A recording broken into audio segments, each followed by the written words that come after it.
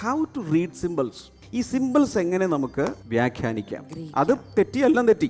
ഈ ചിത്രീകരണങ്ങൾ തെറ്റിയാൽ എല്ലാം തെറ്റിയില്ലേ. സിമ്പിൾസ് പലതരത്തിലുണ്ട്. ഒന്ന് ഓബ്വിയസ് ആണ്, ചിലത് വളരെ സ്പഷ്ടമാണ്. ഉദാഹരണത്തിന് ഡ്രാഗൺ, മഹാസർപ്പം, അത് അവിടെ തന്നെ എഴുതിയിട്ടുണ്ട് സാത്താനാണ്. മഹാസർപ്പം സമം സാത്താൻ. അപ്പോൾ അത് ഓബ്വിയസ് ആണ്.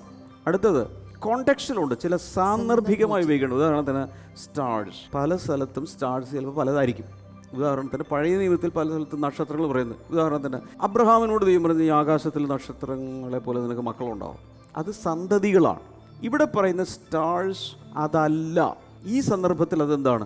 സഭയുടെ ശുശ്രൂഷകരാണ്. അത് സാന്ദർഭികമായി വ്യാഖ്യാനിക്കണം. അടുത്തത് ലാംപ് സ്റ്റാൻഡ്സ്, അതെന്താണത്? നിലവിളക്കുകൾ. ഇവിടെ പറയുന്ന നിലവിളക്ക് എന്താണ്?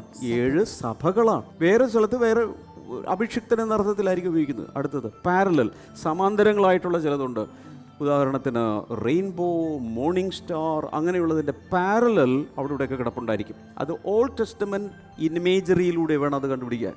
അടുത്തത് ഒബ്സ്ക്യൂർ ഉണ്ട്, കൃത്യമായി വ്യാഖ്യാനിക്കാൻ ബുദ്ധിമുട്ടുള്ള ചില കാര്യങ്ങൾ. ഉദാഹരണത്തിന് ഒരു വെള്ളക്കല്ല് കൊടുക്കുമെന്ന് പറഞ്ഞിട്ടുണ്ട്. ഈ വെള്ളക്കല്ലും വെച്ചുകൊണ്ട് എത്രയോ വേദപണ്ഡിതന്മാരാണ് നൂറ്റാണ്ടുകളായിട്ടിരിക്കുന്നത്. ഈ വെള്ളക്കല്ല് എന്താണ്? ഈ വെള്ളക്കല്ല്, ആ വെള്ളക്കല്ലിൻ്റെ വ്യാഖ്യാനം തന്നെ വന്ന് ജനങ്ങൾ വെള്ളത്തിലാവുകയാണ്.